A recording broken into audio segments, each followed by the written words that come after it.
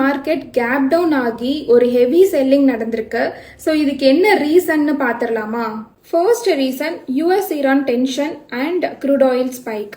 US strikes and West Asia conflictனால crude oil price $93 per barrel cross பண்ணிடுச்சு. நம்ம India crude oil பல்கா import பண்ற country. So crude oil price increase ஆனா ஆட்டோமேட்டிக்கா என்ன நடக்கும்னா ருபீஸ் வீக் ஆகும். ஸோ ஓவரால் மார்க்கெட் சென்டிமெண்ட் வந்து ட்ராப் ஆகிருக்கு. செகண்ட் ரீசன் ஃபார்மா செக்டார்ஸ் எல்லாமே சடன் கிராஷ். டொனால்ட் ட்ரம்ப் சடனா ஜென்ரிக் ட்ரக்ஸ் யூஎஸ்க்கு எக்ஸ்போர்ட் பண்ண டாரிஃப் ரைஸ் பண்ணுவோன்னு அனௌன்ஸ் பண்ணிட்டாரு. இதனால ஃபார்மா செக்டார்ஸ் 2 to 3% டவுன் ஆகிருக்கு. தேர்ட் ரீசன் என்னன்னா பேங்க் நிஃப்டி டிராக், அதாவது ஹெச்டிஎஃப்சி, ஐசிஐசி, எஸ்பிஐன்னு நம்ம மெயின் பேங்கிங் பில்லர்ஸ்லாம் செகண்ட் கான்சிக்யூட்டிவ் டேவா ஹெவி ப்ராஃபிட் புக்கிங் நடந்திருக்கு.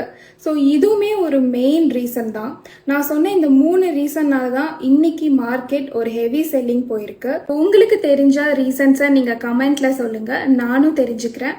அண்ட் இது மாதிரி யூஸ்ஃபுல்லான ட்ரேடிங் ரிலேட்டட் கண்டென்ட்ஸ்க்கு என்ன ஃபாலோ பண்ணி சப்போர்ட் பண்ணுங்க. தேங்க்யூ.